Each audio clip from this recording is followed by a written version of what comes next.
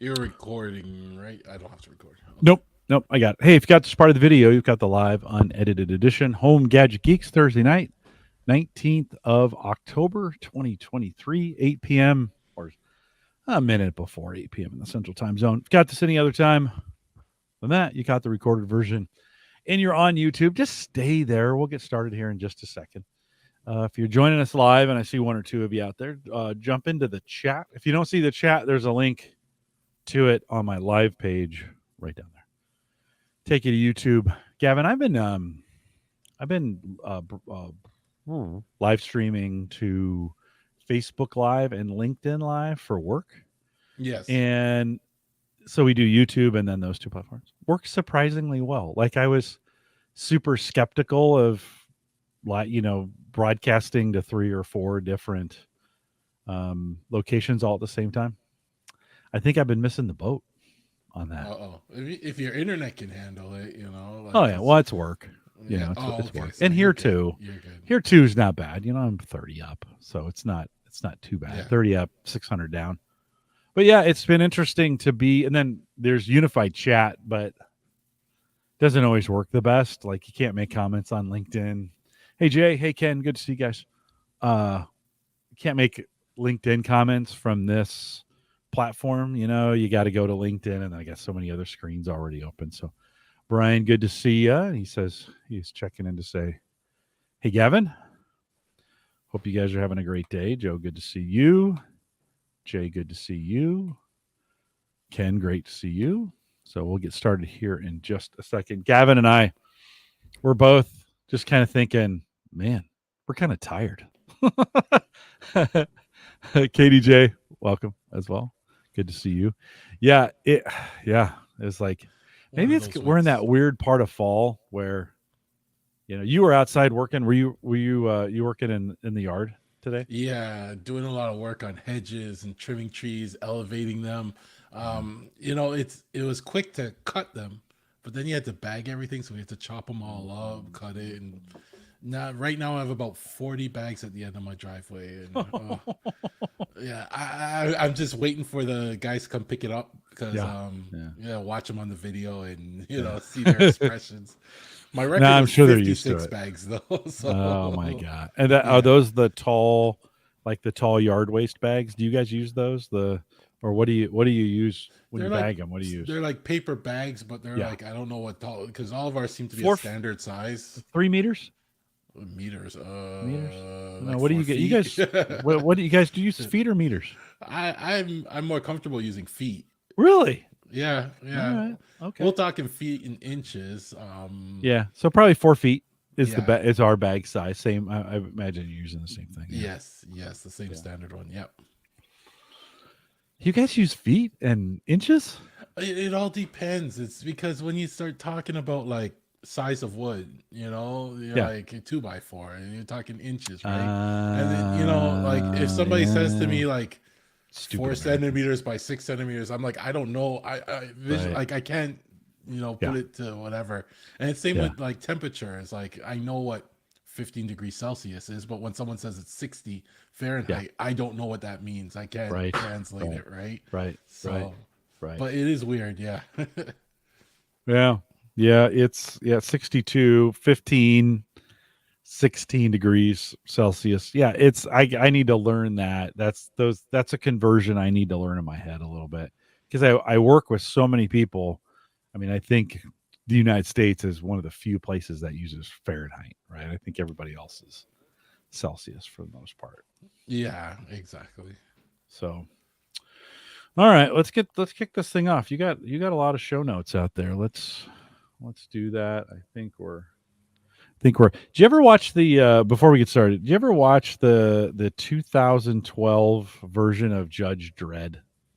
Did you ever? Are you a movie guy at all? The one with I would have. Was that the Arnold Schwarzenegger? No, Arnold Schwarzenegger.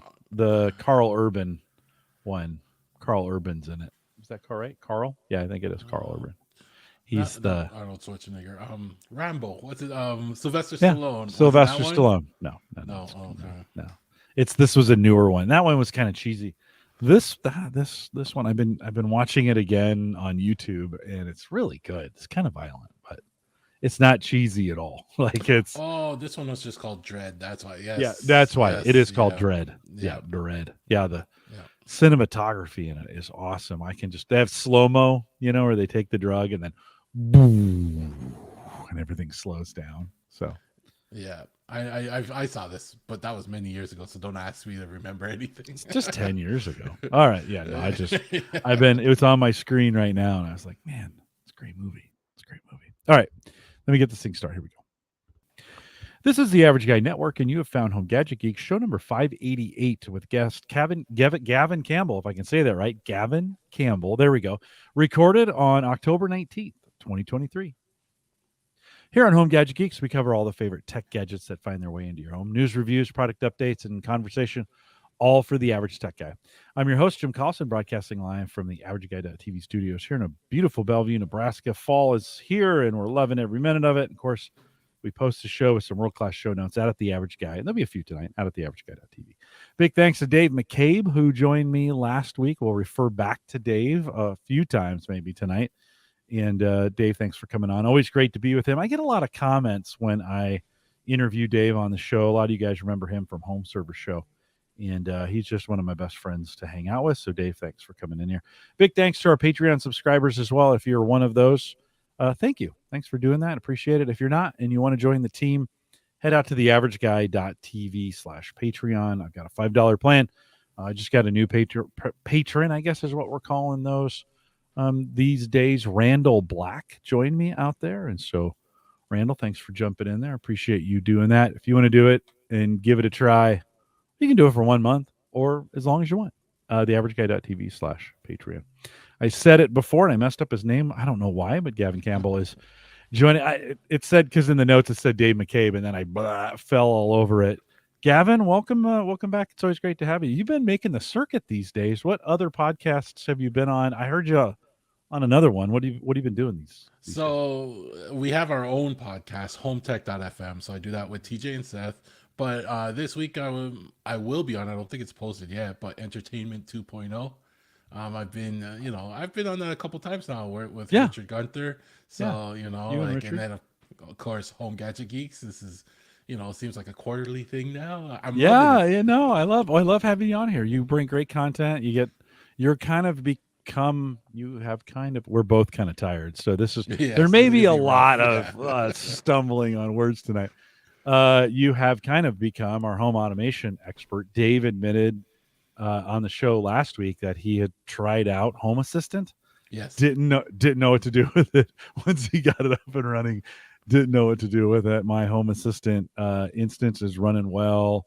I think I got all my Govee sensors for the humidor, for the cigars. Those are all on there. Got all the Ring, kind of all the Ring stuff on there. Got all my switches, all my lights, all the batteries for the Ring, all the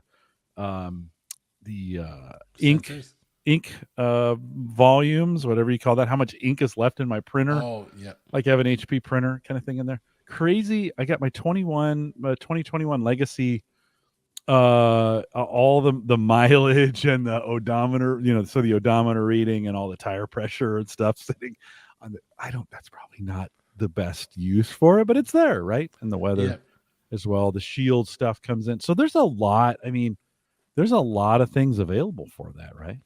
Yeah, Home Assistant, if anything, what it's got going for it is it integrates with everything pretty much, like almost too much. And that's also kind of one of the downfalls of it. And we're seeing this even recently with Mazda. They actually, there was an integration with Mazda's online service, and they recently sent them a cease and desist or whatever you would call that, right? To say, hey, we didn't authorize this. You're not allowed to use it. Please remove it, right? And I can see where Mazda is going, because with Home Assistant, a lot of these integrations, like I think the Ring integrations using, kind of like reverse engineered APIs, MyQ integration, same type of thing, right? So you got to always keep that in mind, that any day something can break because they're not official integrations. And I just hope that Mazda didn't set up precedents for other companies to do the same thing, right? Because then that would just ruin the Home Assistant, what I like so much about it. Do you think it's pulling too much data, or like what would be the incentive for them to take a customer who's using it. It's their customer and say, no, I'm sorry, we're going to take the functionality away from you. What's the reason for that? You mean somebody like Mazda Like coming in and doing? Mazda. Yeah. Yeah, that doesn't seem like great customer service.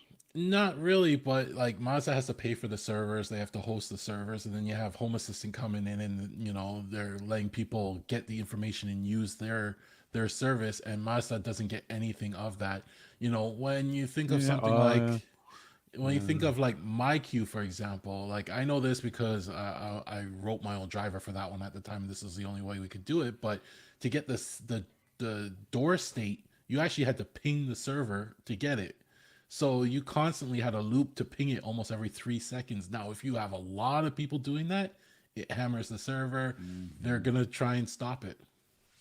Yeah. Well, I hope Subaru doesn't take it away from.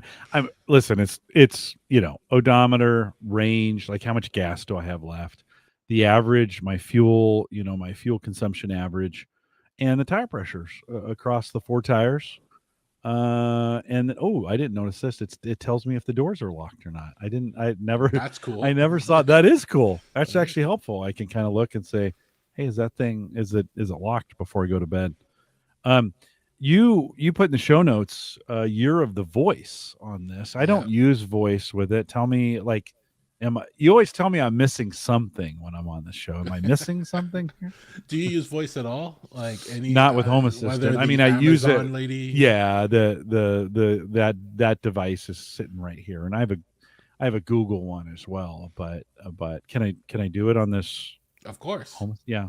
Of course, you can integrate it. You expose your devices to those services, and then now you can just control them, and you can ask questions like, "Is the back door open?" or "Is my car unlocked?" or something like that. And one we use a lot is, "What's the temperature in the pool?"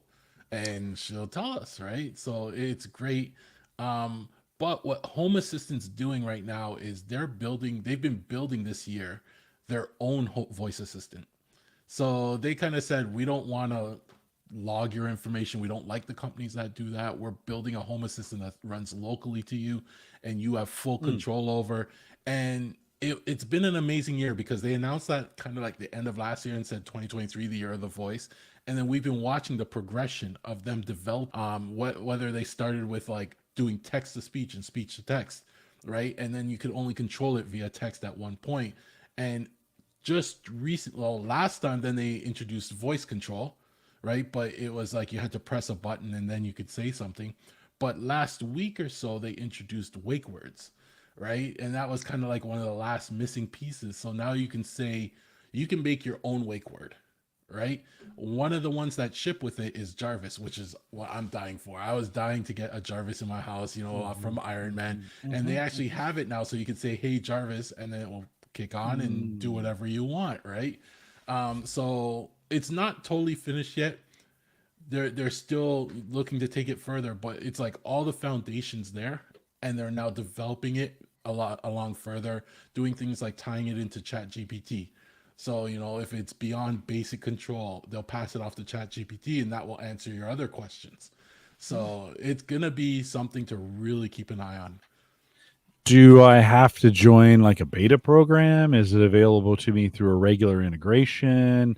I'm assuming I have to have some special hardware to make it work. Like, I'm using the Surface Pro as kind of the dashboard for this. Yep. Is that something I know, like when I installed the Bluetooth sensor, that's got to go on the computer that's actually running Home Assistant. I don't have to run a microphone to that computer, do I? Can I run it from my Surface? How is that working? It's very like, to use it, the assist is actually built into Home Assistant, so we can get you set up. There's no beta program; it's released for everybody, so we can get you set up and you can type to it, right? But to get the voice part, and this is very fresh. I'm trying to play with it. You will actually need some hardware. So they give you examples of like a Raspberry Pi 4 with this microphone, or they have this one little device called M5 Stack that's really cool. It's just a little square and it has a microphone and stuff built in. But they call those voice satellites, right? And those are what you're gonna have to get for now. Like I said, this is all like being unraveling now as we speak. So this is what they're testing and playing on. They're not saying this will be something, they'll recommend later on. There could be other hardware, right? So yeah, you will have to get a little dirty and stuff like that, but it's really cool how it works. It's all local. And then, like, if you want to get into the weeds with it, how it works is basically all these little satellite, what they call home voice satellites.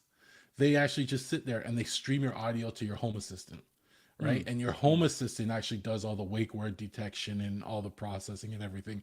So these little satellites don't even have to actually have any power on them. Like, they could be very low powered devices, and all they have to do is stream audio. Okay. It's really cool to watch. Okay. Yeah, I'll have to look into it. I mean, I've got it's running. I mean, it's a touch screen computer that has a microphone and a camera Yeah. on it. I would think at some point maybe that could be one of those satellites, right? And it would Yes. push. It's way underpowered. I mean, to be honest with you, it's so old it barely runs the dashboard Yeah. as it is. It's good enough, right? All I needed to do is when I touch it, turn it off, those kinds of things.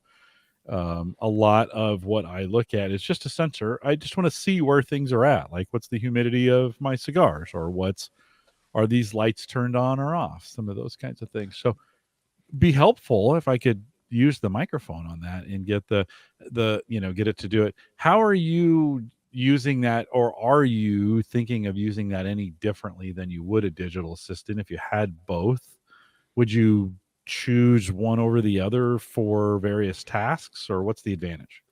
It all depends. Like, in the end, it all comes down to the function. Like, how well does it work, Yeah. right? And they have some demo videos of people that have already done some really cool things. There was one guy with a droid. I think it was from Mandalorian or something, and he would call it by name, and it would beep beep beep, and the head would spin, and it would answer, Yeah. and then he would give it a command, and it would go and process it. It's really cool what people are doing. But it comes down to how well will it work, and the other thing it comes down to is those other questions, not just home control, but like the wife would ask, what's the weather like today in Pickering, or what's her drive like today, because with the Amazon it will tell us if she has any traffic or how long her drive's going Right. to be and stuff like that. So if I take those away, she will get mad. That will cause an argument. Right? So I gotta make sure, if I bring this in, it's gotta be like for like in terms of features. Because she's used to certain things, and change isn't a good thing. Yeah. Yeah. It's something I got to remember to do. I go in spurts where I'll check the drive, to work. Yeah. And I almost never check it on the way home. I don't care. I'm leaving work. Doesn't matter how long it's going to take. And I wonder if that's a function of, like, I take a back way home now. Like, I don't take the interstate anymore to get home. I kind of take these back roads. Maybe it takes me 5 minutes, maybe 10 minutes longer, but it's so much less stress. Right? Yeah. I actually enjoy my commute again, kind of deal. But I don't because I do that. I don't check the traffic as often. And that's kind of a habit you got to get into, right? Of like, hey, tell me how my commute is. And I guess maybe in some bigger cities where Bay Area, LA, New York, like whatever here in the United States, maybe that has more of a function for some than it does for others. I just have a hard time remembering to ask. I should. It doesn't cost me anything, right? Yeah, exactly. Well, she asks every morning, just while she's getting ready, and Yeah. I realize because there are some certain mornings where that one accident along the route will just make you late for work. So, most of the time it's the same 20-minute drive for her to work. Yeah. But when it says 45 minutes, now you're like, wait, what's up here? So it's good to Yeah. know. I guess I'd want that. For me, it need to be proactive to, like, hey, I'm in my car. It's this time of the morning. Chances are I'm probably going to work. And it could probably just proactively say to me, hey, I see you're going to work. Do you want the traffic? I'd prefer that to having to remember to ask it. You could get Home Assistant to do it for you. It has a Waze integration. I use that. Really?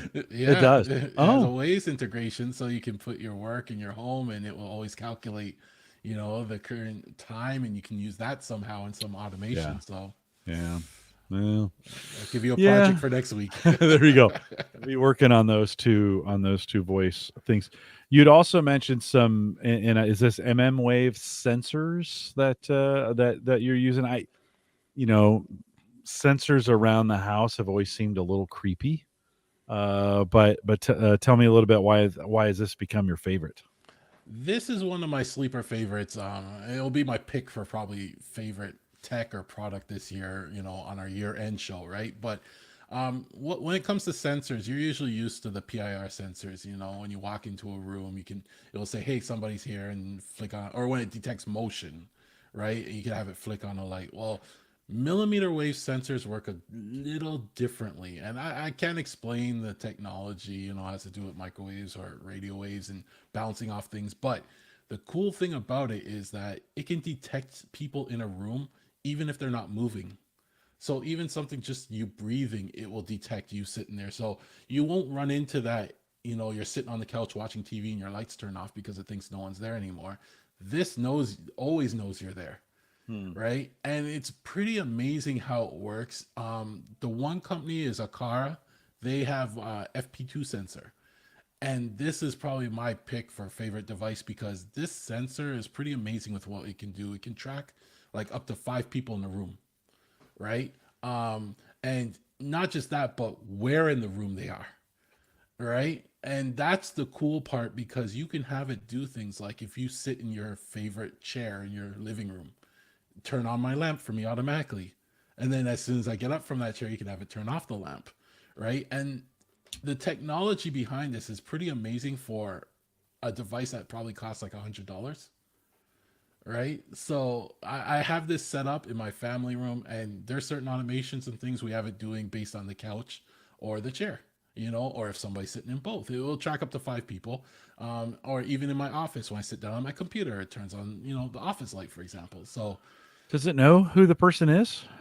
no, it just puts you. So We no haven't gotten that. profile. No, Okay, no, it just okay, puts dots on a screen. So you basically okay. in their app, you draw out the room, right? And then you could put a chair here, a couch there, the TV here, and you can say the walls and what's out of bounds and stuff. And from there, it does all its calculations. Huh, huh.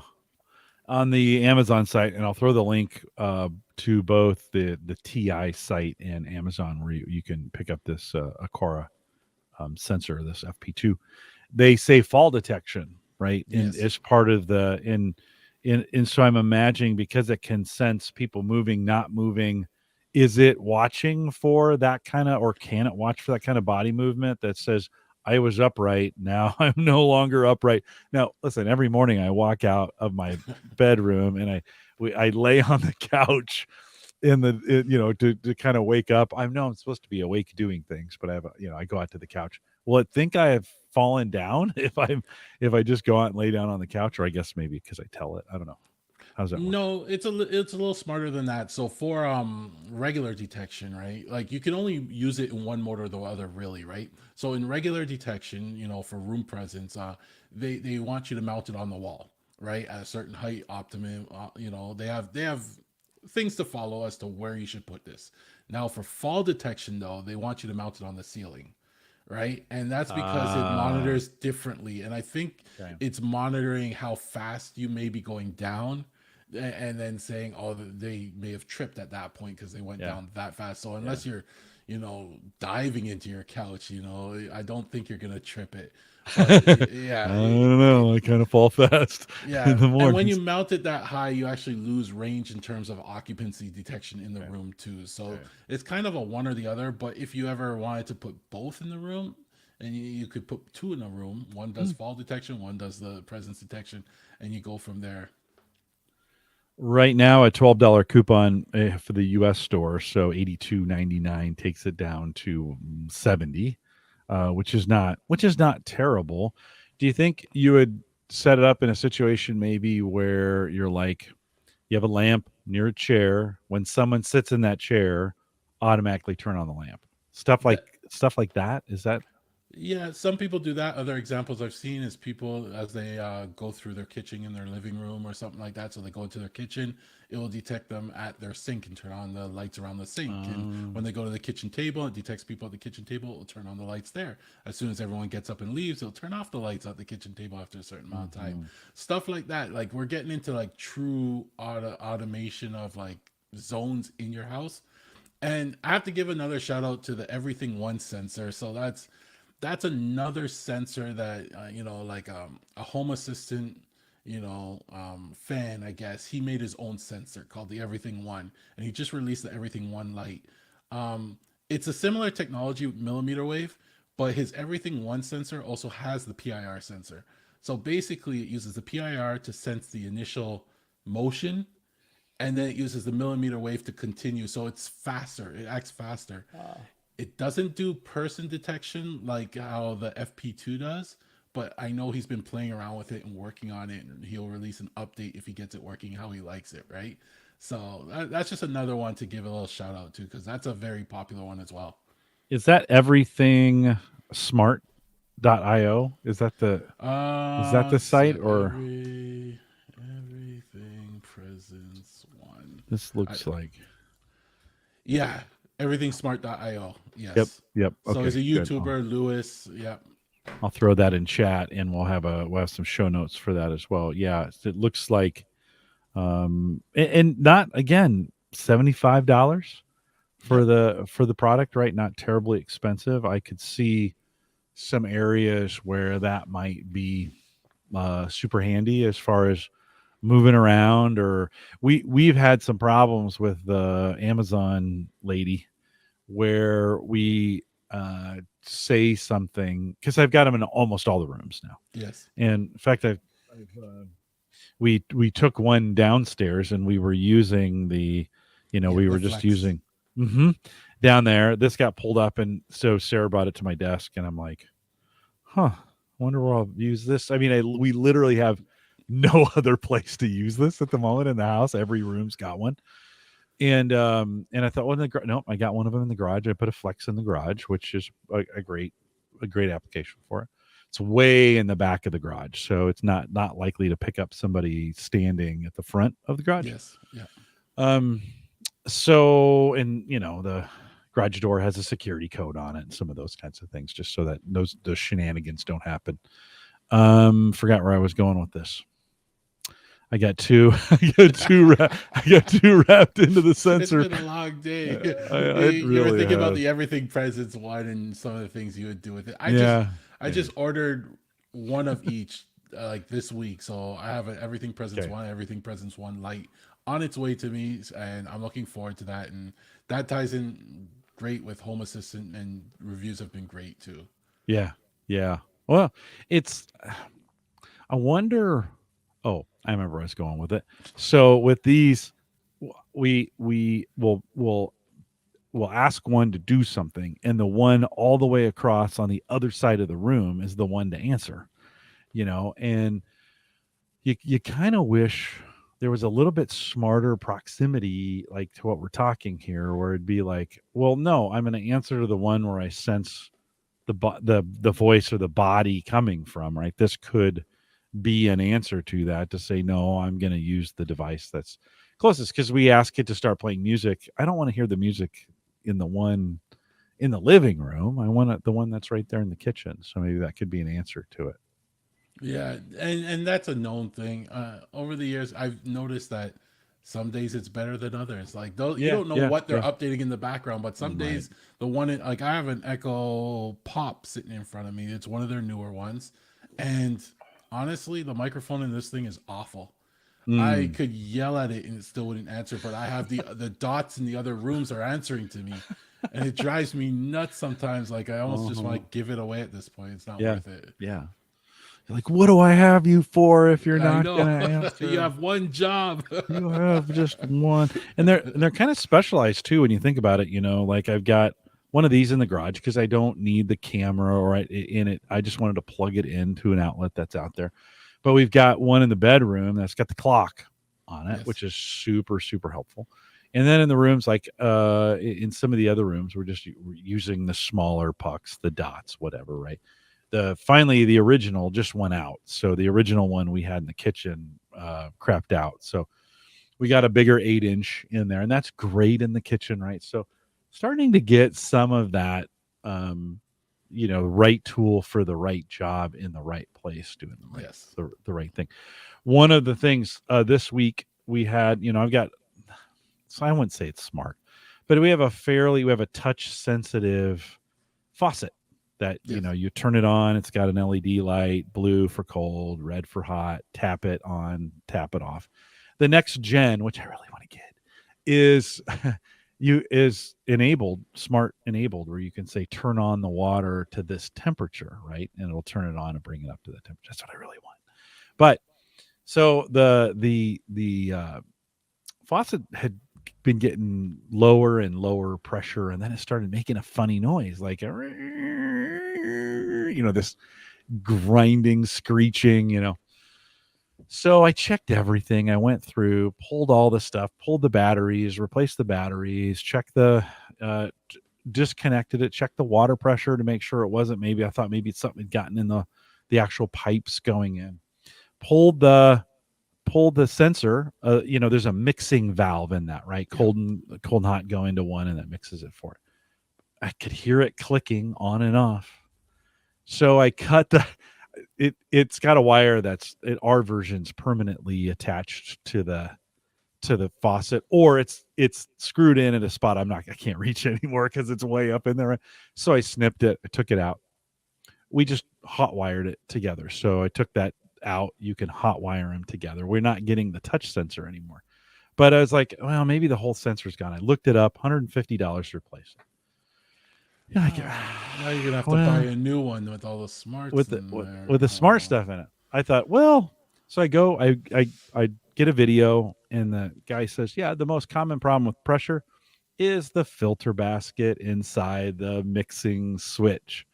So I screwed it, pulled that thing out. It's this little, it's no bigger than half an inch, just packed full of stuff that comes through your water pipes. Blah, blah, yeah, just comes through. So I took a little toothpick, just junk coming out. That wasn't a lot, but it was certainly enough to plug it up. So no new faucet. I'm gonna hook it back up.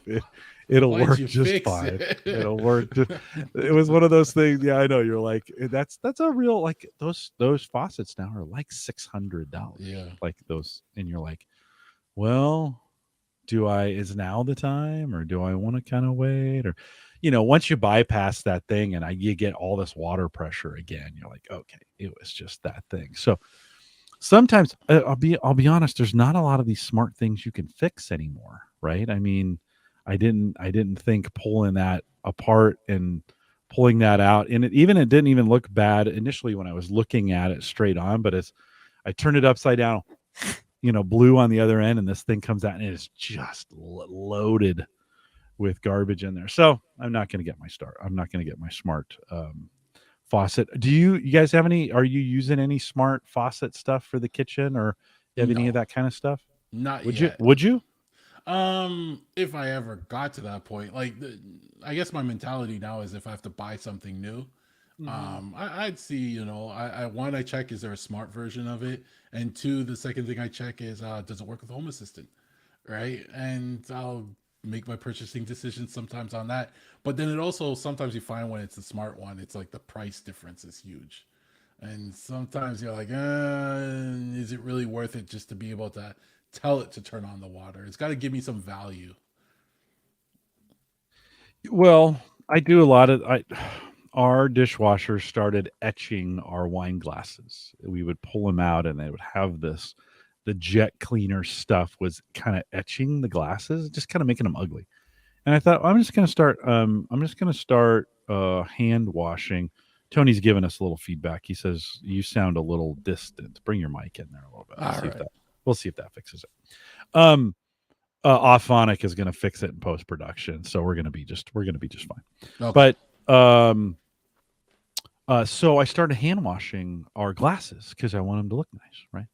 Well, that's a perfect application because I want the water hot, but I don't want it so hot it burns my fingers, which it does sometimes. So I would get it to a point where I get the exact degree temperature that I want, 104. Let's just say, I'm making that up. That could be totally wrong.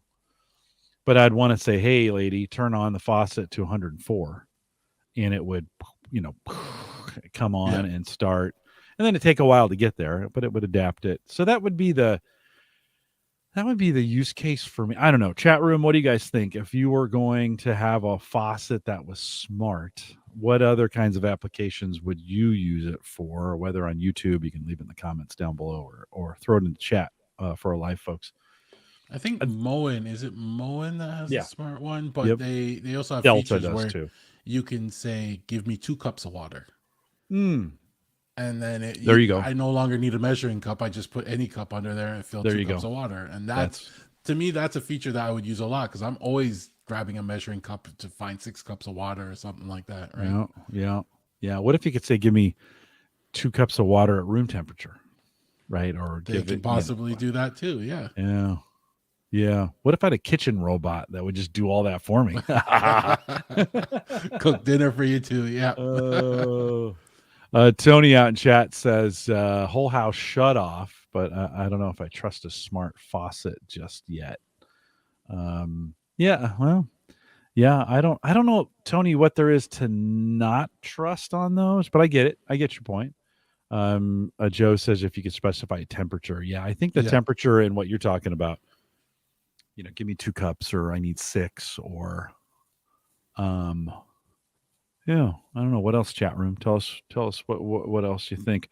While we're thinking of that, this is a good one. Brian says maybe something to warm the pipes in the winter so they don't burst. Yeah, that may be something where it senses the outside temperature.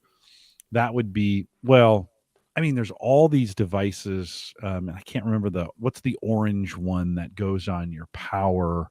It's got the little clamps, and it makes an attempt to learn your different sense. Sense is what it is. Something like that for your water. I know they have pipe warmers where you wrap it around your pipes that go externally and that will warm the pipes. But this would be smart. You don't even need to warm it, but you just run the pipe for a little bit, because sometimes they say if you leave a little trickle, your pipe won't freeze because it can't freeze running water, right? So that's a good idea, actually. Yeah. Joe says out in chat, he says, I ordered my wife a new Bosch dishwasher, trade off for buying ammo in a new Pixel 8. Oh, yeah. Well, you can get those things later. We just have to, yeah. Well, it's crazy. The dishwasher. I remember when we changed out our last one, how much quieter we changed our air conditioner recently as well. I have a brand new Rheem air conditioner out there. And I can't even hear it. Like it's so quiet. Now it's much larger, but it's more efficient, I hope, and so much more quieter out there. And you don't even hear it come on anymore. Yep. Even the new furnaces, they come on multiple stages, and the low stage you barely hear this thing, but still keeps you warm. Yeah. Well, I'm gonna need to. I still have to reinstall the mixing unit here. I've got it, and I just snipped the wire, so I'm gonna need to rig those up with a little bit of tubing. I've got some of that flex tubing that you can put in there. So I'll put it together, put it around it, do a lighter and have it shrink tubing. Shrink wrap, and we'll get that. I may add extra wire to that or something so that I can, in the future, I don't have to, if I ever have to pull that off to service it again, I don't have to cut it type deal. That would be or you can get the Wago clips. I use those a lot. Oh yeah. They're just like, the little clips and you just little snaps. And they snap together. Little snap if you clips. have to remove them in the future, you just that's a good snap idea. them and pull it out. That's a good idea. We'll give that. I'll give that a try here. Right? You can pick those up at any hardware store, right? Yes, those are available. Or Amazon next day. We'll get that sent in. Hey, I get this question I have this question all the time, and I still don't really understand it. Zigbee Z-Wave. I hear Richard, who you were just on Home On. Yeah. No, not Home On. Entertainment 2.0. Yeah. Right. But he's done Home On. All I hear from them, Zigbee Z-Wave, blah, blah, blah, blah, blah, blah, blah. What's the difference? And is anybody using them anymore? I mean, they seem like nobody's. Yeah. Talk a little bit about that. So Zigbee versus Z-Wave is almost like the Mac versus PC type of argument, right? In the smart home space, you have people that love one or the other, and I always get this question a lot: is which one's better? Which one should I go with, etc., etc. And I'm just like, have both of them. You don't need to stick to just one, like, but people want to stick to just one and have an alliance and, be part of the group and stuff. I personally like them both. And what they are, they're just basically communication standards. So Z-Wave runs at a certain frequency. They communicate a certain way. Zigbee runs at another frequency, communicates a different way. They don't interact with each other. So unless you have a controller that does both of them, then that's how you can get them to work together. But my personal opinion, just have them both in your house, because what you'll find is Z-Wave devices are usually more expensive, right? You get the Zigbee devices, you'll get all those cheap devices, and it comes down to licensing, I believe, on why one's more expensive than the other. But you'll get certain devices you can get in Z-Wave only, but you can't get a Zigbee version of it, or you get a Zigbee version of another device, but you can't get a Z-Wave version. So why ever limit yourself to that and just have both networks in your house? So if you're gonna have a smart home controller, get one that has both Zigbee and Z-Wave. In my home assistant, I have antennas for both of them, right? And that way I don't limit myself to anything. In terms of the meshes, though, my Z-Wave mesh, all my switches in my house are Z-Wave, so that handles the mesh for Z-Wave. Now my Zigbee devices, they're scattered throughout the house, but they also build their own little mesh amongst it too, right? So I have enough mesh for each of them. And if I needed a specific to extend my Zigbee mesh a little more, I can put in a Zigbee plug that acts as a repeater, and it will take care of that for me, right? But don't limit yourself to just one. Have both. What I do recommend is limit yourself to a few manufacturers, right? And you'll find that their devices work better. So all my switches are Innovelli. I'm a big fan of theirs. All my sensors are actually Zooz. I'm a big fan of theirs. But then I have Zigbee devices like my Aqara, curtain controllers. I have a few Aqara devices that are Zigbee only. And then you're going to hear a lot of people talk about Matter, right? Matter's the new standard that was kind of put together by all the big people and stuff like that. I have a Matter controller. I have a few Matter devices. I'm not a fan of Matter. It feels like it's just another standard. I've had problems with it, but it's still in early stages. So if you're going to look for Matter, you can wait for Matter. The number of devices on Matter right now are very limited. And sometimes when you get certain devices on Matter, like, they just don't have all the features. So you may be able to turn it on and off, but you don't get things like battery reporting, into Home Assistant. And that would drive me mad. So I would go back to the old standard and connect it the other way, right? So, but still have Matter because in the future, Matter is going to be a normal thing, and you'll probably end up with Matter devices at some point. So you might as well have that network too, right? So I have about 5, I think, different networks of, like, I have Bluetooth, Matter, Zigbee, Z-Wave, and I do use the RF, at times. So I don't limit myself to any technology, because the whole point of Home Assistant is you can bring them all together. So I'm running my Home Assistant off of a PC, and so to get the various transmitters or receivers or whatever you want to say, I'd need to put something. I'm assuming at this point I would need some kind of Zigbee and Z-Wave. Do they make transmitters that are both that I could I put one device in, or am I gonna have to buy a bridge or something for either one of them individually if I wanted to have both? If you like, you want to buy individually. I buy individually just because if I wanted to change out one of them, I wouldn't lose both of them. So I have a Zigbee controller. My Zigbee controller thinks a Sonoff Zigbee 3.0. My Z-Wave controller, I did have an AOTech 500, and the one thing I do argue is the 500 series of chips was one of the best in terms of, like, just reliability. But I did have a 700 at one point, and I had nothing but issues with that. And I just this week upgraded to the 800 series controller for Z-Wave. So I'm not really, like, it hasn't been long enough for me to give judgment yet on it. Yeah.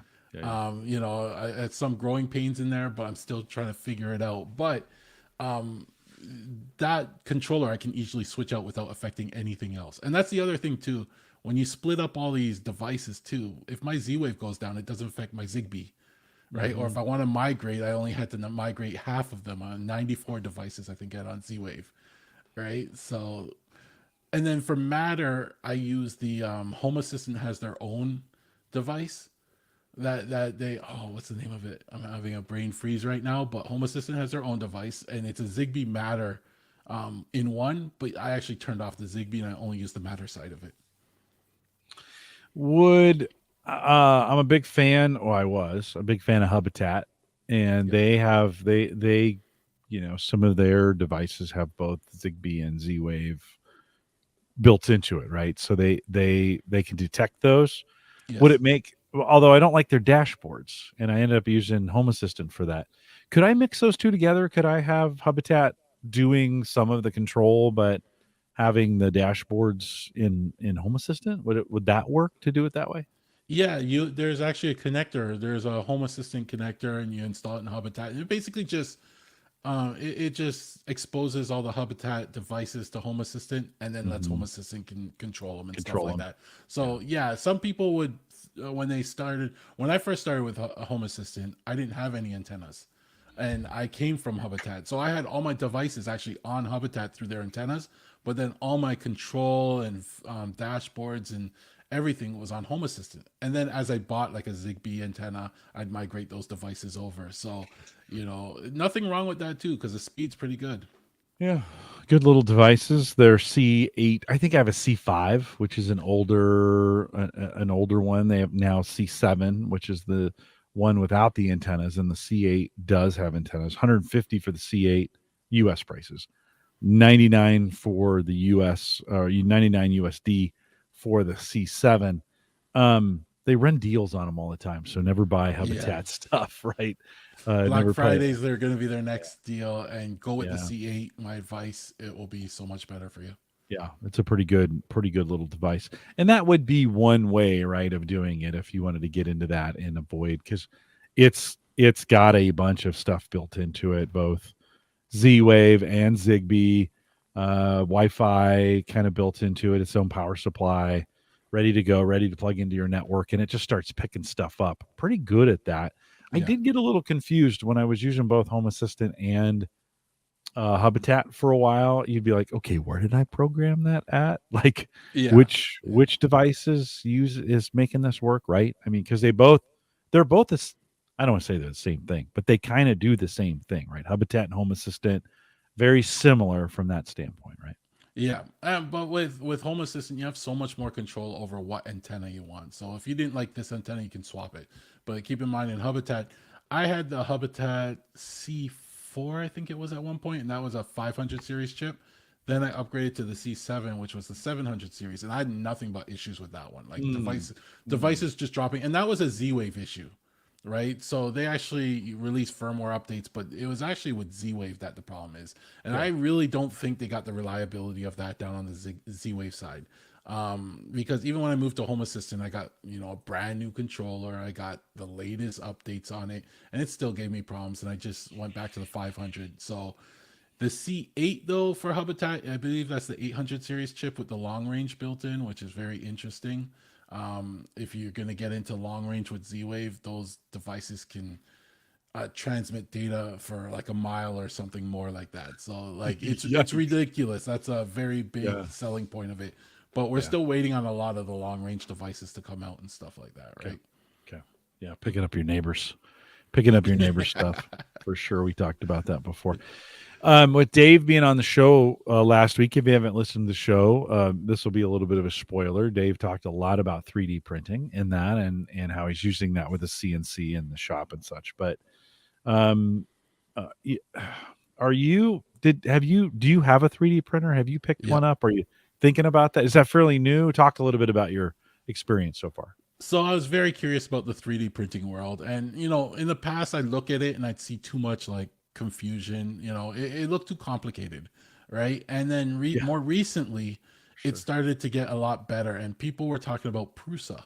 So I know Dave went with he went out with a Chinese brand. I can't remember the name. Bamboo, right? Yeah, And yeah. that's another one, but that one's a little more expensive. So I was looking at Prusa, but what I did was I just put a watch out on Kijiji and Facebook Marketplace, and I said, if somebody has a Prusa, maybe at this this price point, I'll jump on it, right? Because I didn't want to spend the $1,000 on it, right? And somebody had one up. I think I got it for $600 Canadian, MK3S. So it was pretty much the newest, latest one. I was like, yeah, otherwise it's over $1,000 for me. I was like, I ran over, I grabbed it off him. He all assembled. He showed me test prints. He explained it to me. It works beautifully, and I'm now in the 3D printing world. I've been 3D printing tons of stuff. That's the MK4 you're showing on the screen. Which one did you get? The MK3S Plus. S Plus. We'll yes. show that one. Okay. Right. So yep, this one right here, right? The S Plus. View details. Go to it's a beautiful device. It works really great. I have no complaints about it. Self-leveling bed, all the fun features, and they have a very good community. Yeah, about priced about the same, right? $650 off the website. I think. Well, Dave's was more like $1,000, I think, when he was. Well, this is the lower price because they have their MK4 now, right? So they've reduced the price. You used to pay, I think it was $800 unassembled. If you wanted it assembled, then you pay, I think it was $1,000 or something like that. Okay. So no, I think it was $900 and $1,000, and it depended on if you wanted them to assemble it or you'll assemble it yourself. And assembling was like an 8-hour job, right? Like so, it was something some people like doing. I personally probably wouldn't have liked doing it, so I got mine pre-assembled. I'd break it for sure, and that's the worst part. But yeah. It's a great little printer. I haven't had any problems with it. I was sitting in my basement. I put it in like a little heat dome, so it keeps all the temperature in there and keeps the heat stable. I even have it tied into Home Assistant. So Assistant, yeah, like Home Assistant tells me, the length of the print, how long it's gonna take. It tells me when it's done. I actually have it set up so when the print starts, it turns on the lights in there. And then I have a camera on it so I can see the printer and everything going through, and that's on a Home Assistant dashboard, right? So it's really cool what it can do. A little bit of that is a little extra. You had to get like another program to actually do all that stuff, but it works really nice. Dave had mentioned, and you just said it a second ago, the community matters around this stuff, right? Yeah.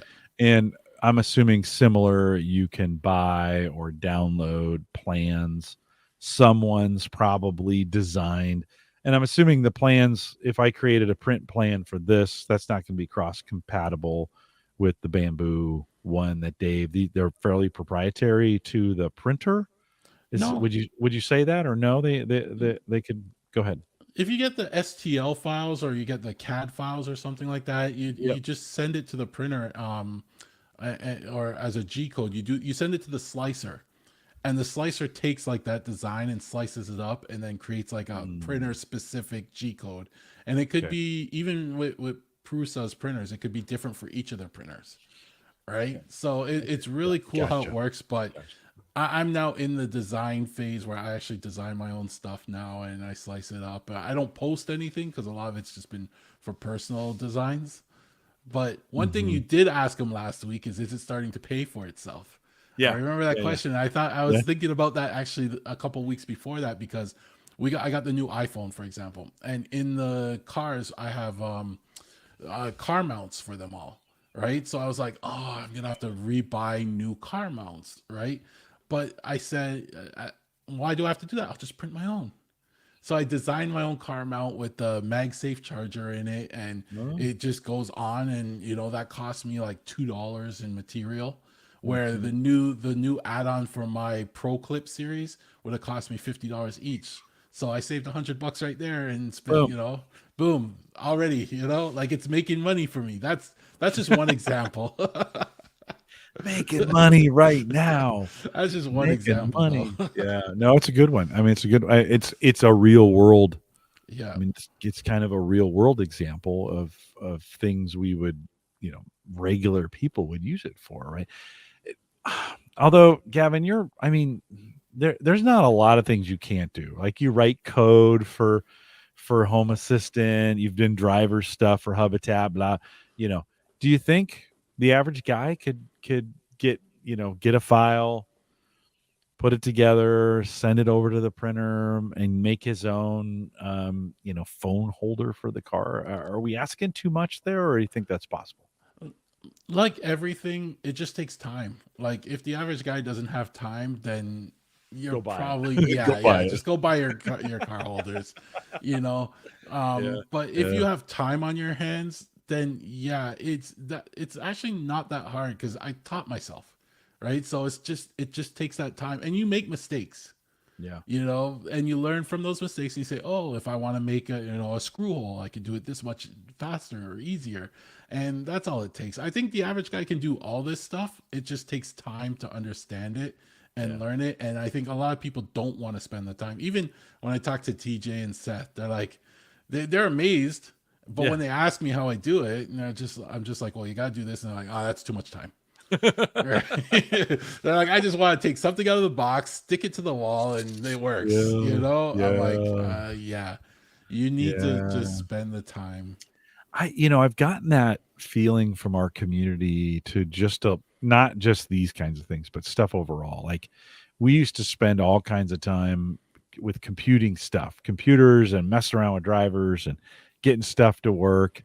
And now it's like, no, actually, I just want to put the hard drives in and power it up, and I get the RAID automatically, and I can, I just kind of wonder if overall we've generally lost that drive, that inquisitiveness to kind of do it ourselves. Not everybody has. I'm sure there's plenty out there who have. Yeah. Well, in fact, I'd love to hear from you if you're listening to the podcast version of this and there's something where you like spending the time doing it. I'd love to know. Send me an email, jim@theaverageguy.tv, and let's dialogue a little bit on that, because I think I just don't do as much of that troubleshooting. I remember I used to troubleshoot stuff till like 3 a.m, and you'd be like, oh, I got to go to bed. Now I'm like, it's 10 o'clock. I have that. Maybe I'm just getting older to the point where you're like, yeah, that's going to take me too long. I'm going to bed, type deal. Right. Yeah, I'm the same way too. Like I used to build PCs, for example. Used to love that, buying the parts, putting it together. Now, to me, a PC is just a tool. I'll just buy a Dell, right? Something pre-configured. It has everything I want, and I don't really have to think about it. It works with Windows. I don't have to troubleshoot. Like that's one of the things I find that I don't want to spend my time on is troubleshooting hardware issues on a PC, right? So I do just want certain things to work, and to me, a computer should just work. Yeah. Well, they didn't used to. I They know. used to have all kinds of problems, I right? know. And Brian out in chat says, I'd love to get a 3D printer, but I know it wouldn't print enough volume to make it worth my while. Wish my local library had options to do 3D print. When we had Sammy on, my daughter, our local library, a stone's throw from here, has a really nice 3D printer, and for nothing. I mean, it'd be hard to spend $10 down there. Yeah. I could go down. I just need to do it. I just need to go down and get something and print some stuff down there just to catch the bug, right? But although I'll buy it and I'll never use it. So Print something that you'll use. So one of the first things I actually printed was a new nozzle for my blower, my leaf blower. So I found a design on. I didn't design this one. I found a design online. It was for my model. I said, "All right, 4.5 hour print." I printed it. It's still sitting on my leaf blower now, and I'm like, "That's something I use. Cool." Yeah. No, it's a good idea. It's a good idea. Now you're looking around. Looking around at all my junk down here. You look at things differently though when you have a 3D printer. You're like, I could use a handle on there. Oh, I'll just print a handle. Or I need a headphone holder. Oh, I'll just print a headphone holder. Yeah, things hooks, like that, right? Yeah. hooks and things like that would probably. I listen. I know guys that have 3D printers and they have little tchotchkes all around there of little things they've printed to hang stuff on or whatever, right? Those kinds of things. So. All right. Well, that's 2 in a row, 2 shows in a row. We talked about 3D printing. It's taken 3D printing forever to take off, and I'm not sure it's still not there yet. it's not even mainstream, right? I mean, do you think it ever will be mainstream, or it'll be very specialized? No, as they get better, one of the issues is when things go wrong, you have to troubleshoot it. You know, like you'll get the spaghetti, or it won't stick to the bed. There's still things that you still got to fight with the printer about. Eventually, I think they'll get to it with the material and the bed and the speed to the point where anyone could just print it like how you have your home printer, Mm-hmm. right? And you could just print whatever. But I think still it's still a hobbyist thing. Yeah, yeah, you're probably right. You're probably right. Well, I'll keep my eyes. I just need to go down to the library. That'd be Yeah. the smartest. That'd be the smartest way to go. Last time you were on, we spent a little bit time talking about smart lawn watering, and you almost convinced me to buy some moisture sensors for the lawn. I never did. I did not pull the trigger on them. We had the weirdest year. It was dry in the spring. It rained the entire month of July. It was super hot in August, and then I had the guy from Green. No, is that right? Shoot, I should know that. That's probably embarrassing that I can't. Yeah, Green on talking about that highly specialized sprinkler. Give us, Gavin, tell us what you've been doing and what you found out over the course of the summer. So one of my goals this summer was actually to automate my watering a little more based on sensor feedback. So one of the things I tried to find were moisture sensors that worked somewhat well, and surprisingly there were a lot out there, but not a lot of them would work really well. Mm. And I bought a whole bunch of different brands to try them all out, and I just came through elimination. I came down to the EcoWit moisture sensors. Now, one of the things I did not like about those sensors originally was they stuck out of the ground. Yeah. Right? They had a little red light. I put a little piece of tape over that light, but they stuck out of the ground. And I understand that. But when I looked at everything else that was out there, this was like the only one that worked really well, and did what it had to do. So I said, you know what? I'll bite the bullet for now. And if something better comes out later, then I can switch over. Well, now's the end of the year, and I've just pulled them out of the ground. And I can honestly say, over the year, I've saved quite a bit in terms of watering. So I have a ratio system set up. And with those, you just kind of program them and you say water every week. And they do their little math or AI stuff. And they say, oh, this week you don't have to water as much and stuff. I never found it to be that accurate. Like, I just didn't like it. So through Home Assistant, I would take the moisture values of all the sensors, and I had like a little automation set up that every night at 9:45 it would calculate um, the moisture in the soil, and then based on one what I want it to be, if it's not in that range, like if it's too low. The second value I kind of had it calculated over time, like almost like a flow rate. So how long it had to run to go up 1%. So if I wanted it to jump 15%, it knew it had to, in this zone, run 15 minutes, for example. And then it would calculate all that at night. And then the next morning before sunrise, it would start the zones, only the zones that needed the water. Mm. In a certain time, it calculated what time it had to start it and then finish right before sunrise. And over the course of the summer, I found that I used a lot less water because I wasn't watering areas that didn't need it. I found certain parts of my lawn were actually drier, like they got drier faster because they sat in the sun more, where the ones that were under the trees, they didn't lose the moisture as much. So because of that, I actually used a lot less water. It triggered, a lot shorter time too, because Ratio would just go for an hour and a half sometimes in a zone, where this would say, no, you only need 50 minutes of it, right? Yeah. And Yeah. right Yeah. now, we were talking about before the show. I know your lawn's gone dormant, but my neighbor Yeah. today was Yeah. saying you got to cut your lawn one more time. I don't even have my water. It's not running. It hasn't been running for a month or two now. Like Yeah. it's been like very good, but he actually said you're gonna have to cut your lawn one more time. You still have the greenest lawn in the neighborhood, right? And I think that's just from the fact that I didn't overwater it, I didn't Yeah. underwater it. I just had it at one zone, and it just took care of itself. And Yeah. I will be doing this again next year. It was so successful. Yeah. I think I showed the, by the way, congratulations on successfully. You don't hear those stories that Yeah, very often, right? Of like, yeah, it actually did save me some water, and it's only yep. going to get more expensive, right? And I Um, think like if you're gonna buy these, buy a couple extra, because I think there's some people, some kids in the neighborhood that love to go and jump on them, right? So I honestly think they're doing laps around the neighborhood and they run across my lawn. So I kept Yeah. finding one getting broken, right? So I kind of moved it to the edge of the lawn, out of the Right. way, and they lasted a Right. lot longer. But then I found another one broken the other day, so I'm like, you And know they're what? That's why I want the $35.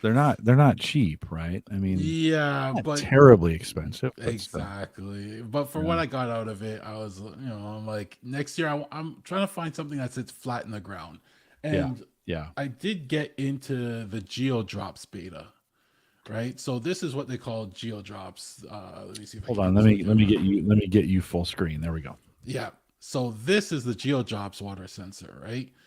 It goes in the ground. This battery all sits below the ground, but this top here is actually flat, right? So you can mow over it. You don't have to worry about it. It's just flat. You won't break it if you step on it. Um, the problem is I just got this and our season's ending. So testing it right now, I'll probably break it. Just the ground's kind of hard. No point, right? Right. So I will be Right. testing this next year. The other issue I have with this right now is there's a lot of AI. They're adding AI and stuff like that. But when it comes to integration, there's no integration with this with anything. So I can't really use it to automate my sprinklers. And they say they will be doing something like that. I think it's going to be through IFTT. I don't like that, so I don't Mm, know if I will. And then the other thing I really turned me off of on this, right? With all their AI and stuff, it's going to be a subscription. mm-hmm. All right. And when you have a yard and you want like 5 of these in your yard, that's going to add up pretty expensive for Yeah. something you only use maybe 6 months of the year in my area, right? Yeah. So I will play with it next year when the season starts up again and I got to worry about that type of stuff. But if they continue down that path, I might not stick with it. But it's got the design factor I want. Like the Right. flat design. That's the only Yeah. thing I really like Yeah. about it. No, me too. What are the so there's a couple stakes on that thing, and then it's some looks like some numbers and such. What's that for? That's the depth in the ground. So it measures the moisture at different depths in the ground because I that's got what you want to know right. is, what's the moisture at 4 inches, for example, or 3 inches. It will do all that type of stuff. Right. Mm-hmm. It's got so much like technology in this, but it's almost like if I can't integrate this with Home Assistant and you're gonna charge me a subscription, that's kind of Yeah, it's a tough yeah, pill to swallow. It's a tough it pill to is. swallow. I watched because of our conversation earlier in the year. I watched my front yard zones, and the backyard. I put that fire pit in, and it broke it up into some natural zones, and I don't care as much. The crazy thing is we had this period of drought in August, and stuff went dormant and started drying up. And I panic every time. I'm like, oh, that grass needs some water desperately on it, right? And so I'd hand water it just to make sure I'm being super efficient with it. Which hand watering, it's not really that great for the grass. Like you never get enough on there. It doesn't sink in enough. Some of those kinds of things. But anyways, I would water. I would panic water, and then over the last 3 or 4 or 5 weeks, we've had these cool mornings and some dew and some rain, a little bit of rain. The grass looks great right now. Yes, Like yes. it looks great. And you're like, in August, I was in a panic. Like, you think, oh, it's never coming back. I've burned this thing. I'm going to burn this thing to the ground, kind of thing. And just the other day, I was out there, and you're like, it's fine. Cool season grass. Front has warm season grass, which is the zoysia. So I was watching the zones just to kind of be like, after we had the guys from Ear Green on, I was thinking, I wonder what this looks like. And sure enough, and that, I get water that comes off the house and floods an area, and that gets soaked into the top part of the grass. And then the bottom part, I got to water it to get it. But so I was watering that, but the top part of the grass I wasn't watering because it would normally get rainwater from the house, but we didn't get any. And so the top part started drying out faster than the bottom, kind of thing. And it was one of those, and I was like, why am I chasing this? Every year I ask myself the question, like, why am I chasing this crazy stuff? So I don't know, Gavin. I love that the Geo drop. Those aren't out yet, right? That's still a product that has to launch at Yeah, this it point. hasn't launched yet, but I believe they have an open beta now. So Mhm. if you can still get in on it, I don't know how many people they allowed in. But like I said, it's the end of the season for me now. So Yeah, yeah. No, you're not going to put them. You're not going to put them in the ground now. yeah, yeah. Yeah. By the time they got it to me, I was like, oh, too late now. Would be great is like flat sensors, $20. Yes. That would be a really good price point, right? I think for some of those, I'd buy 4, maybe 5 at that price. $100. Put sensors on the lawn, get a feeling for where it is, and then run some zones or something. I just don't know if I have enough grass to even make it worth doing all that for. Yeah. Yeah. See, my yard is shaped weird that I had to move the when I originally came in, I had to move the sprinkler like 6 times to get it. And I only did that maybe twice. And I said, Yeah. no, I'm getting an irrigation system. That's the first thing I Yeah. said. I can't do this all Yeah. the time, you know? Yeah. Yeah. No, I know. My neighbors have irrigation next door. It's just crazy how life works. So they'd had some bushes and a big tree, and they got it taken out in the spring, and they had just replanted. Actually, they hadn't for a while. The tree, as soon as we cut it down, the tree went mad and started shooting up. New trees everywhere. Like I swear to God, they were coming through the concrete. It was just so aggressive. So we just knocked all those down, and then he had I don't know, 4 5 6 weeks ago had gone in and had it all reseeded and aerated, and it was coming back. It was looking great, and then they found out they needed to replace their sewer pipe. So Oh, yeah, they had so to dig it all up. they had to dig it all. It was a mess. They reseeded it, and it'll come back just fine. Yeah. But Yeah. it was looking good, and he uses irrigation. Some of that, some of his sprinklers are hitting into my yard and my flower beds. So I moved some flowers around to be in the spots for next year where his irrigation's hitting my. I'm so cheap. I am Nothing so wrong with cheap. that. Well, I thought, might as well take advantage. We don't want to waste water. We'll put it into the plants and, Yeah, exactly. and get it to go that way. So it's a never ending battle. Joe says it's been dry there as well. He's down in Arkansas. And they're actually under a burn ban. We've had some rain, so it's not too bad here. And then Joe says he probably needs to mow one more time. Yeah. I have a couple mows in me just for the leaves, right? We're talking about that in pre-show. You got to get those leaves up. I just mow them up. Just a lot easier. Just a lot easier. And then Tony says his cold weather grass is starting to grow and green up nicely. Nice. Yeah, it's looking good for me. Yeah. Looking good for me. Okay, let's end on this one. How about the pool? We know you got a pool. You do a bunch of smart stuff around it. Did you with the summer? Did you do anything different or anything new for the pool? Yep. So with my pool, I usually have the pool pump switch automated. I have the pool temperature on an automation device in there. But then I was curious, and I added a second pool temperature device because my first device I have mounted in a skimmer. So I added one by the ladder because I was curious if the temperature changes at all throughout my pool.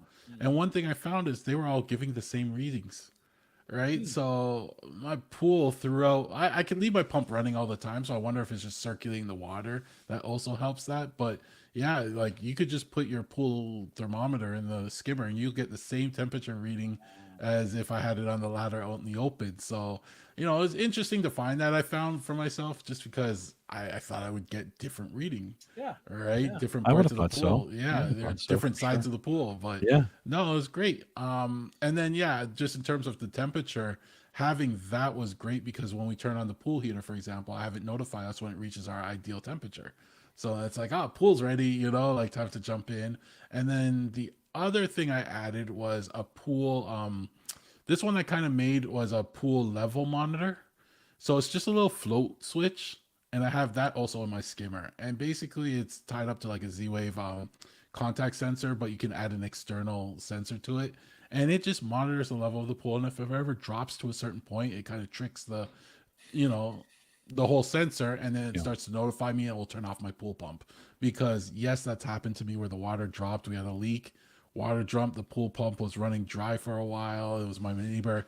So this now, yes, indeed, Simple. And this was also 3D printed. I designed and 3D printed the Oh, case and the holder and the skimmer and everything myself. On nice. Mastodon, I posted pictures of it. It's all in one unit. So again, another thing that paid for itself. But it's That really printer cool. has already paid for itself. You're making money, friend. You're making Not money. yet, not yet, not yet. As far as the wife's concerned, I am, but not yet, not yet. but but now if the Uh, water ever drops, it will turn off the pump and notify me. Yeah, So it's just a yeah, safety thing, and yeah. like being burned once, is like, okay, it's not gonna happen again. Yeah. Well, I burned up. We had a pool, and I burned up the pump by running it low, and Yeah, or with no water, and yeah, that thing seized up tight, like it just whoop, it was done. Uncle Marv's asking a question. He says, "Okay, real question here. How much does a pool heater cost? My wife wants one, but I live in Florida. I don't see the need, and I don't either, Uncle Marv. But what's the cost to heat your pool up there? Well, in Florida, I don't know if you'll even need to heat the pool. It depends, because I guess what I temperature get do you want it, right? Yeah, you probably would need to get a very robust heater. It might be nice though from Yeah. time to time, right? Do It's all some based on the gas, because ours runs off gas, right? So Yeah, based on your gas rates too and stuff like that. And when we don't leave the pool heated. You can invest in something like a pool cover that will hold the heat in. We don't even do that. But what we do is, like, when we know we're going to use the pool, say on Saturday, I'll get up really early, or set the time, or no, I have to get up early because I didn't automate that, and then go outside and turn on the heater. And then by the time we're ready, it's at the temperature. yeah, Um, I honestly, in terms of the cost, I didn't really notice significant increase, but I wasn't heating it all the time. I know people that have heated it all the time. That will increase your gas bill significantly, because it's gonna try and keep, what is it, 60,000 liters of water or something like that, like, warm. yeah. To so Although the variance in daytime temperatures from where you are up in Canada versus where he yes, is down in Florida, not as wide of a range, and yeah. maybe a little easier to keep that thermal mass up higher. So, Uncle Marv, what do you think? What would you pay for a pool heater? Like the heater itself? Have you priced out the heater that you use? What would something like that? Do you think? What do those generally run? It's hard to say because every my neighbor installs these things, so I Okay, get all I right, get friends' man. costs, so I can't really Yeah, say. I never really ask him what the real cost is, because yeah. then you gotta get the Thousand installation. thousand Yeah, dollars, you're looking at a like that. thousand, and 1,000. then there's pre-COVID and post-COVID pricing too.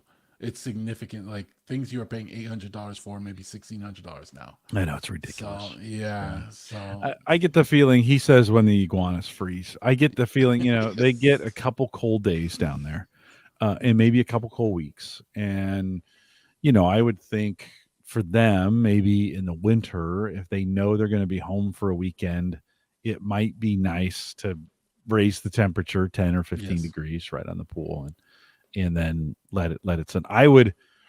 I honestly, well, yeah, it'd be interesting. I used a solar heater, so I had a big black solar heater that I put out, and that actually worked for my size of pool. We had a 20 foot, 25-foot Doughboy, above ground pool, yeah, so not a ton of water, but enough, and that worked out okay. You could put your hand over it and feel hot water coming out of it. I think in our environments, maybe not so much for Uncle Marv, but for us, the solar cover you put on it is it's worth getting a really good one of those to hold in some of that heat. I probably would have insulated around the outside of the pool too, just to try to keep some of that thermal mass. Because can you imagine how much water is or how much heat is escaping just through the sides of the pool? above ground, yes. Yeah, Yeah. yeah. Well, one Um, thing for Uncle Marv that you mentioned is they also have the solar heating. It's basically like a little dome, and it has a bunch of piping that's going in a circle in it, and you could put it on top of your roof. You could put it on top of whatever, so that's in the sun, and basically you have like a separate pump, or the pump will push the water through that as yeah, well, yeah, and yeah. that heats up. And some people really like that and say that really helps. So, and that's cheap because you're just going to use the sun and the power to run the pump, and that's Yeah. it. Yeah. Yeah. Well, I mean, I think there's double whammy on a furnace style pool heater because you're paying a lot for the equipment because it's running gas, and then you have the gas itself, right? Yes. Whatever you're deciding to do. That's why we no longer have a pool. Well, the kids stopped swimming in it for that, and I'm not a big pool guy, so we basically put it in for the. I just didn't say we put it in. We bought the house with it, and we swam for about 6 or 7 years, and then the kids stopped swimming, and I'm like, yeah, I know what you mean. Out. I will keep in hot tub if I ever buy another house. I would get a hot tub with it. It's so much nicer. Yeah, I got a great spot for one. I probably should buy one. That'd be the do way it. to go. That'd be the way to go. That'd be the way to go. Oh, one last thing. You just got back from CEDIA in Denver. Spent some time with some of your podcast friends there. Is that worth going to? Like, for the average consumer? Let's see, not even average consumer. The above average tech guy, gal. Is that worth going to? Do you think? No, it's more of a pro expo. So CEDIA stands for Custom Electronics Design and Installation Association. So they're in the pro market where, the jobs will be, the equipment could be tens of thousands to hundreds of thousands of dollars. Right. And it's not for the average guy. It's more for the dealers. TV that comes out of the ground and unfolds itself. Yeah. How much is that thing? Oh, so that's the CCTV, and the one they had on display was the small one, the 165-inch. And this TV actually is made for outdoors. It folds up. I think it's 4 or 5 panels. They fold up, and then it goes down into the ground. Now, the TV starts at about $200,000, I think. And I think the installation will probably be like $100,000 alone. Oh, my gosh. I don't think that's the average guy. I don't even think that's the above average guy. What do you think of the use case for that is? Where do you put that in? Where do you I mean, where would you be that you couldn't have that? Okay, you say a pool. Well, that could be on the side of a pool house, right? Yes. And like what kind of scenario where you'd want that thing to fold up and be put away in the ground?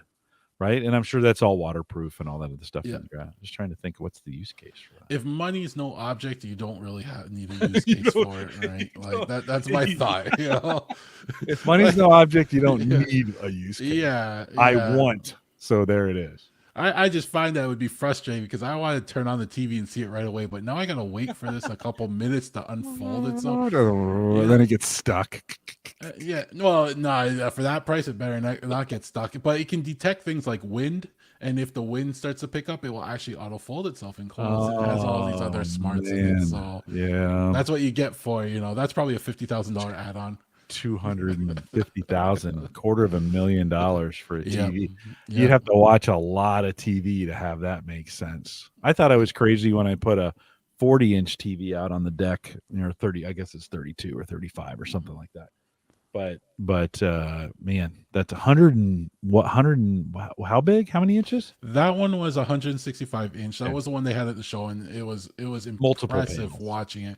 But they also have a bigger one. I think it's 205 inches or something like that. So, it's pretty amazing. Every time they only folded it like twice a day. Yeah. And every time they folded it, I missed it. Right. So I really wanted to see it actually fold, and I missed it. I was only there for 2 days, and I missed it both days. That's hilarious.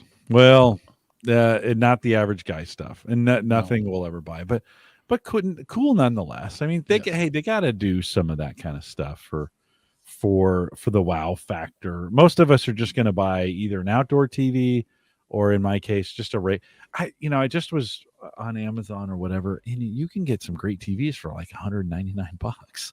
Throw that thing on your deck, or whatever, right?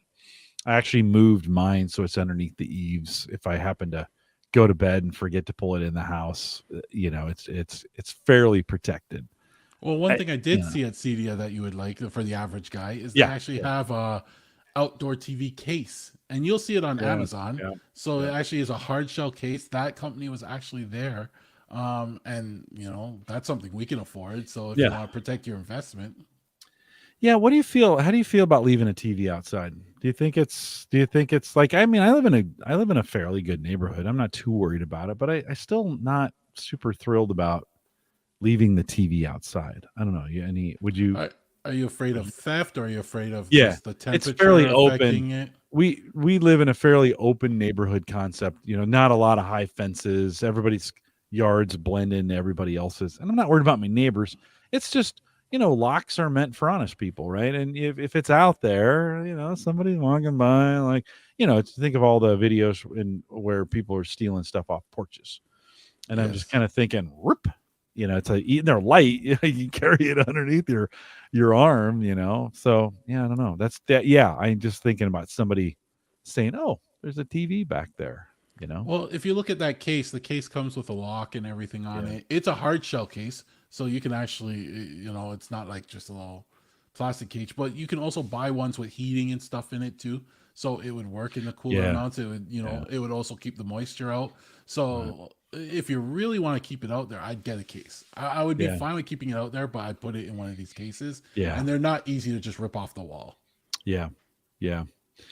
Yeah, Uncle Marv says in the chat, he says when they built their patio, everyone told us just to buy a regular TV because it was under a roof. Yes. Outdoor TVs weren't worth the money. And they're not, I did price outdoor TVs and they're not terrible. They're not cheap, but they're not terrible when it comes to, when it comes to it.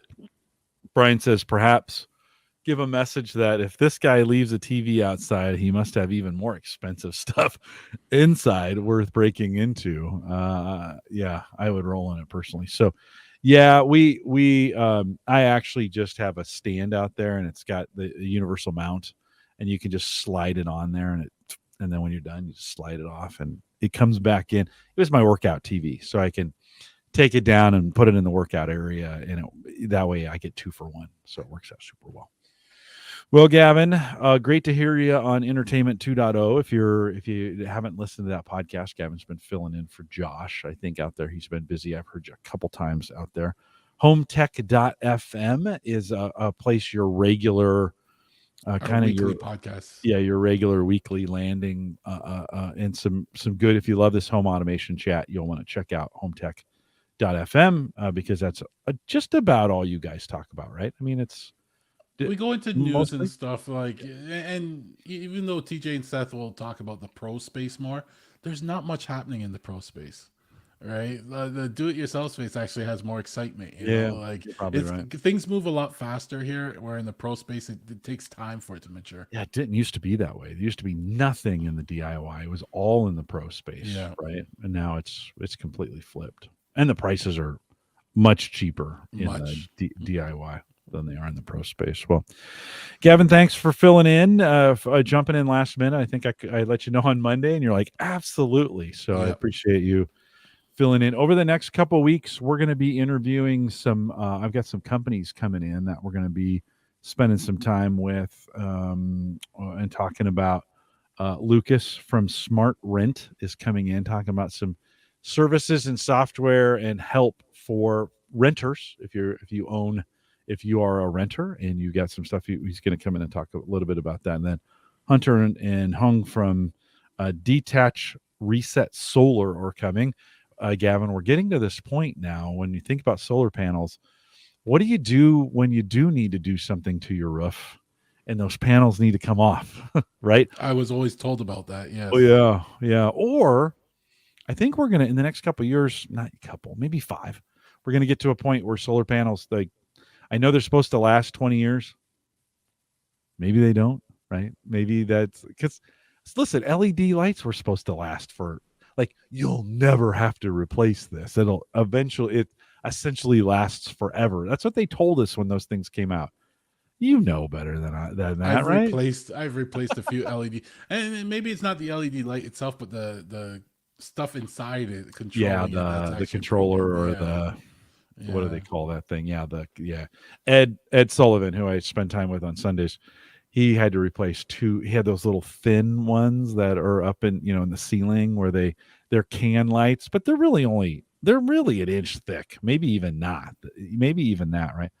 And he had a couple go out, and then he couldn't find the one, like, you couldn't find the right size ones. They just weren't making them anymore. It was a different size. Like, it's kind of a messy market. Yes. You're like, oh, it's not gonna. Do I need to replace them all? And they're not cheap, and they just don't last as long. I've got some fluorescent bulbs that have lasted longer than some of my LED lights. So you're like, oh, okay, this is not good. Well, anyways, and then speaking of Ed Sullivan's going to join us on the 9th. No, yeah, on the 9th of November.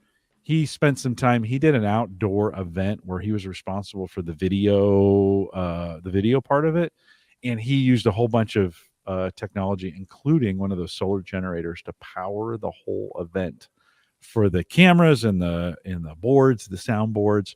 And he actually used 2 Jackeries to make it work. Plugged one into the other, and they did 4, 5, 6 hours of lighting and some of these other things to make it work. So Ed's going to come on and share some of that stuff as well.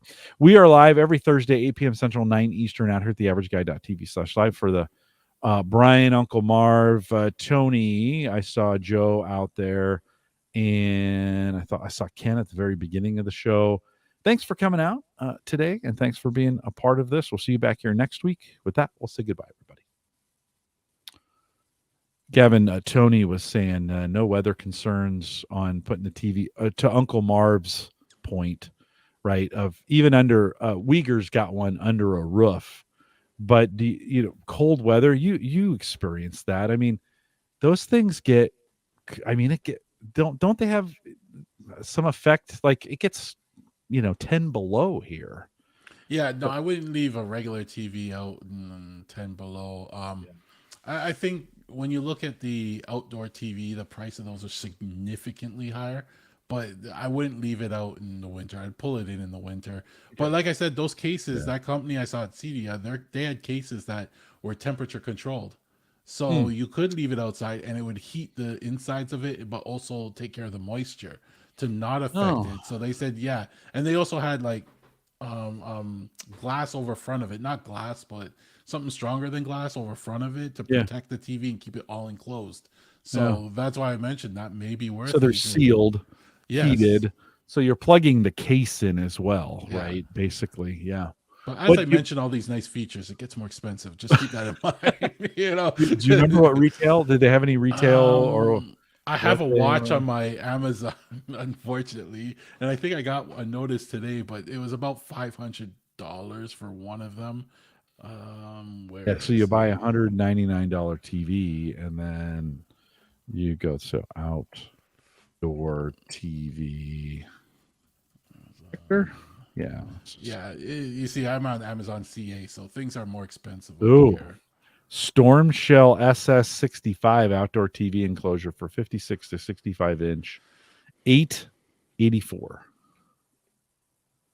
$884. Yeah, and that's the hard shell one, because they have a lot of these soft shell ones, but you don't want the soft shell one. You want the hard shell one, and that one mounts to the wall and has the TV mount inside it and everything. Well, right? What about so what about top one? The top one? But what about the $20 one? Because I'm cheap.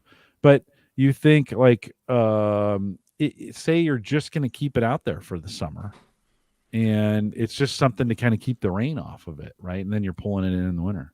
Yeah, I think that would be fine. Like, honestly, I'm more worried because it is just a regular TV about the nighttime mildew and stuff. Either early in the year or later in the year. That's the stuff I'd be more worried about. But during the summer when it's warm all day long, it should be fine. Let's put a heater in here. See if we can get one with a heater built in. These are all. I'd have to find the exact company name. What were they called? They gave me an eyeglass cleaner. Flag. Do I have the eyeglass cleaner? Display Shield, is that it? ITV Shield. What's this? Makers. Joe says keeps the bugs out too. So that's it's spiders. Man, we had a lot of spiders this summer, and they were getting into everything. And so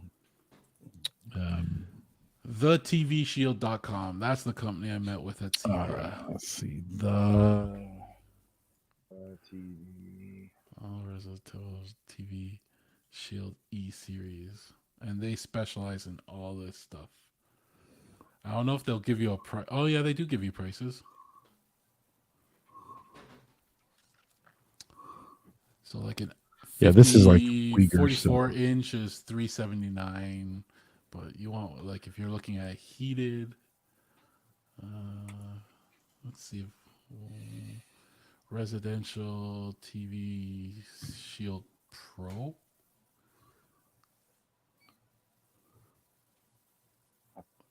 Yeah, you want the TV Shield Pro? Yeah, you're looking at $2,000. Yeah. This 1,700 bucks. Yeah. Yeah. So now you're starting to reconsider. You know, like, You just buy the outdoor TV at that point. Yeah, and a soft shell case. But these yeah. cases, as you can see from the picture, it had like it was thermostatically controlled fans.